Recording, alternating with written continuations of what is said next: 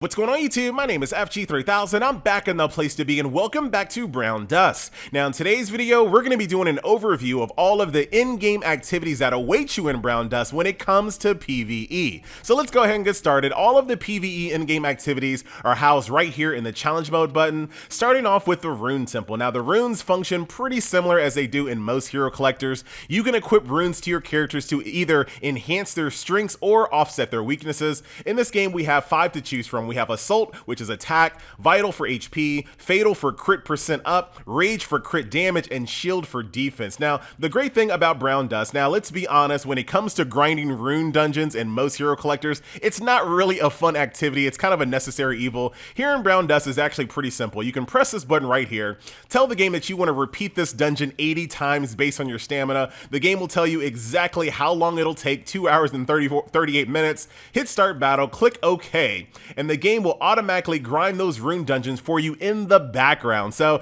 this frees you up to do other things in the game, like level up your characters, do campaign mode, as well as arena. These 3 dungeons right here, the Rune Temple, Crystal Cave, and Event Dungeon, can all have this auto repeat in the background function enabled, all at the same exact time. So it's quite this time saver. It allows you to kind of focus on the things that you want to do in the game, as opposed to the things that you have to do in the game, right? So that is that.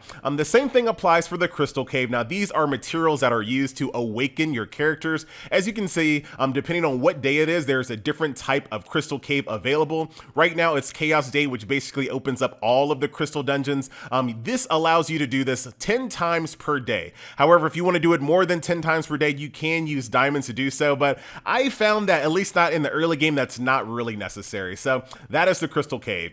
Last but not least, when it comes to the auto resource grind dungeons, there is the Event Dungeon, which allows you to grind EXP slimes as well as gold. These are opened up periodically, so you definitely want to jump on when they're open. And like I said, the same exact thing applies. You can have all 3 of these dungeons grinding the mundane resources that are required in most of these games without any input from you at all. So very nice time saver. So moving on to a little bit more active gameplay is a mode called Evil Castle.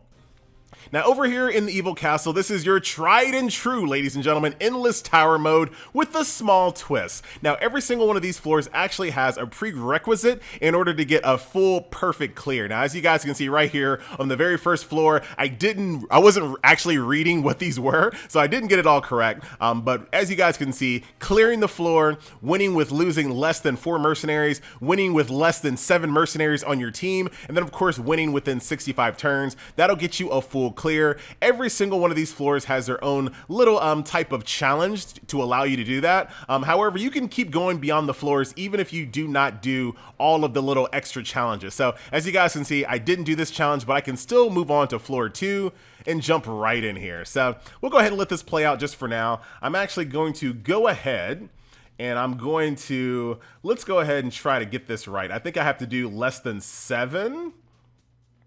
So, yeah, watch this. Let's see how this works. There is ×2 speed in all modes in this game, so I would love to see maybe a ×3 mode, but, you know, hey, beggars can't be choosers. So we'll see if we'll be able to pull this off. And like I said, there are tons and tons of floors in this game. So you're going to have a lot of active gameplay. I know some people were kind of concerned, FG, there seems to be a lot of passive gameplay, a lot of gameplay where you just kind of turn the game on, auto repeat, and just kind of go about your day. However, like I said, there are modes like this Evil Castle, which are going to require a little bit more, you know, active gameplay in order to make sure that you get all of the full perfect clears on every single floor. So we should be able to knock this out pretty easy. As you guys can see, by the time that you open up this this endless tower mode, it's not one of those endless tower modes where all of the first early floors are going to be a breeze. By the time you open it, most of the powers of the floors are going to be applicable to your power level at the time that you open it. I know a lot of other hero collectors, by the time you open the endless tower mode, you go past the first 40 floors with no challenge whatsoever. Not so in this game. So there you go. Get yourself a bunch of rewards, and of course some slime girls, which have some suspect artwork. But hey, don't judge Brown Dust by its cover. So that is that. Moving on, ladies and gentlemen. So that is the Evil Castle. In addition to that, we also have a world boss as well. World boss is exactly what you think it is. So we'll go ahead and jump into the world boss while we're here so I can kind of show you what type of scale is available in the game. Here you can bring up to 12 mercenaries in this mode. Now, don't blink because my squad is going to get destroyed rather quickly against this boss. But I think this is a really cool showing of how big the mobs in this game can get. Don't confuse this with other grid-based combat RPGs where mostly the biggest mobs that you'll fight will be like a square or two, maybe even 4 squares big. In this game, as you guys can see, today's world boss is this massive steampunk robotic tank going on. So yeah, got destroyed rather quickly, but no matter what, you know, the game's only been out for a couple of days now. You still want to at least participate, even though you're going to get destroyed rather quickly. So that is the current world boss in the game. And of course, there are rankings as well. And obviously, whoever ranks the highest is going to get the best reward after the boss goes down. We got 12 hours and 50 minutes left in order to knock that out. So there you have it. That is the world boss. Moving on, ladies and gentlemen, down to the last but not least, the co-op raid. So co-op raid is pretty nice. This is an auto matchmaking, but you can, of course, create your own party. We'll see if we can get lucky right in here. Now, when it comes to co-op raids, once again, don't blink.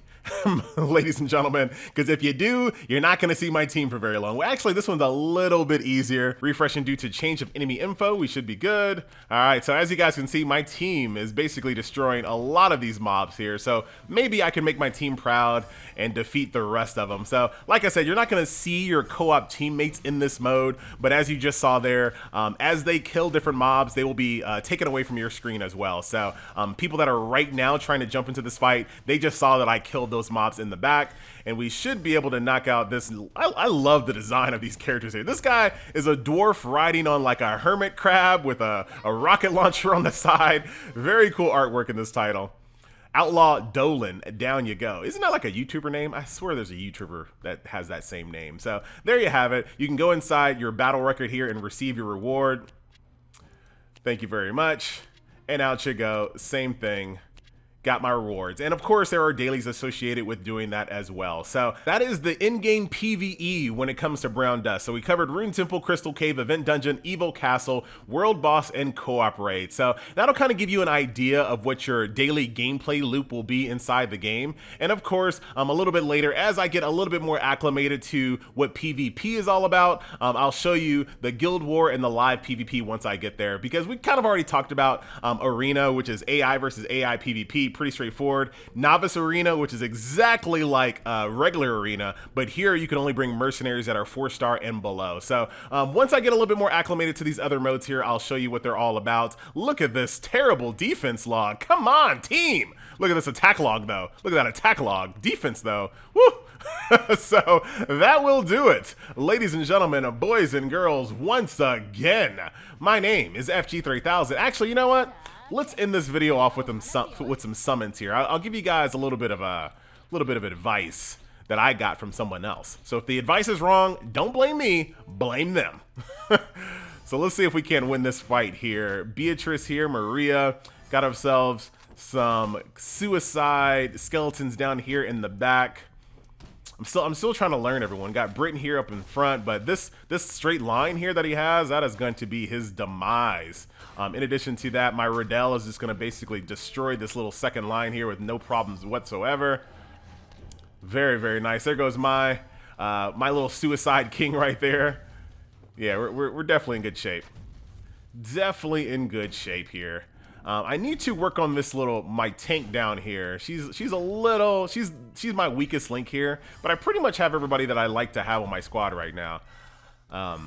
Everyone's doing a really good job. This witch doctor right here, this guy was the sole reason I went from loser to winner. Like, this guy right here is a beast. I was losing so many matches until I got him and had him powered up. Now all of a sudden I'm winning so many more. Very, very cool unit. So let's go ahead and end this video off with a little bit of a tip, ladies and gentlemen. Over here at Gift Pack, once again, someone told me this. So if he was lying to me, blame him. But someone told me that the Legend Scroll package is like, if you want to summon, this is the one that you go for. You can only do 3 of these per week, and if you can afford it, you want to just kind of just tap out on these every single week. That's what I heard. All right, so I'm going to do that. I'm going to follow that person's advice, and I'm going to go ahead and open them up in this video as well. So let's go to Legend. Oh, they're my mailbox. They're my mailbox. Should be over here in permanent. Thank you very much. One more of those. And look at all that gold you get as well. I mean, 300k isn't, well, 600k total. So not, you know, not the most gold in the world, but I'll take it. I'll take it. I'll take it. All right, let's do some summons. Let's end this video off. Hopefully you guys are enjoying Brown Dust. I think it's a pretty solid title. Hopefully we'll stay in the rotation. Carlson. Okay, okay. I don't like to make any declarations on which games I'm going to cover long term, at least until the honeymoon stage is off. Once that honeymoon stage kind of like wears off, that's when I'll actually make a decision, because all games seem fun at the very beginning. Like all of them, because, you know, they're new and exciting, just like a brand new relationship. You know how it goes, right? Honeymoon stage is why they call it the honeymoon stage. I didn't make that up. That's a real thing. Man, I'm not getting anything here. Oh man, all a bunch of basically fodder units for me. I'm going to take all these bad boys and just use them as fodder for the most part. Oh, here we go. So this is how you know you're about to get something. It tells you, hey, give me one more click. So let's see what we get out of this first one. Oh wow, I don't know what she's all about, but she looks amazing. 4-star Frederica, Punishing Spear. So she only hits one target. Okay. Removes already applied buff skill type. So she removes buff, deals damage to the enemy. So this is a type of character that does additional damage the more HP you have. Enemy's current HP times 15, I think. Applies curse to the enemy who attacks. So if she gets attacked, she curses the enemy. Very, very nice. Reduces all stats except HP. Enemy all stats minus 30%. I like it. I like it. Hold up. And then blocks enemy from using skills as well. So I think I found, I was just talking about replacing that tank down there. I think I have found a tank to put in there, and she's a brunette, looking good. I like it. Let's keep going. And this will be the final summon of this video. So, oh, who's this? Team Evil Squad here. What's going on? Edan, okay. Not to be confused. Let's keep on going. Mercenaries. So that was the tank I was gonna. I do like her design though. Really cool design, but I can't be using characters that don't have illustrations. Like, you know, you gotta have at least an illustration. Julie in the house. Wiggle. These suicide guys, man, they are something else. Eris. More copies of Ingrid. This guy. Blaze. Nothing out of that. Oh yeah, I did. I got that. I was like, nothing out of that pool. I forgot the one that I just pulled. All right, so that will do it. Ladies and gentlemen, boys and girls, once again, my name is FG3000. Thank you so much for watching, and I'm going to turn this off because I was just doing this for the sake of the video. I don't really want those at the moment. I need to get some shield ones now. So look how far I went, guys. Aren't you proud? I couldn't beat 7. I couldn't beat 7, but I'll jump back in this. Give me some more shields for my new tank that we just got. And who is that chick that we got? What was she all about? What are you all about? Charming Touch. She has a 2-round charge up. She's a magician.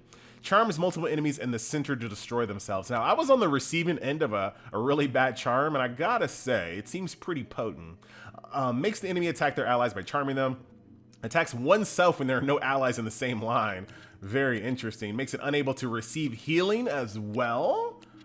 Becomes immune to debuff skill type. And then applies curse to the enemies who attack her. Okay, very cool. She looks pretty awesome as well. I like it. I like it. All right, so that will do it. Ladies and gentlemen, boys and girls, once again, my name is FG3000. Thank you so much for watching, and I'll see you in a later video once I get a little bit more acclimated to Guild War Underground Arena and Mystic Island. I don't know. This seems pretty straightforward, but I want to mess around with this a little bit longer. So until then, I'll see you guys next video. Later.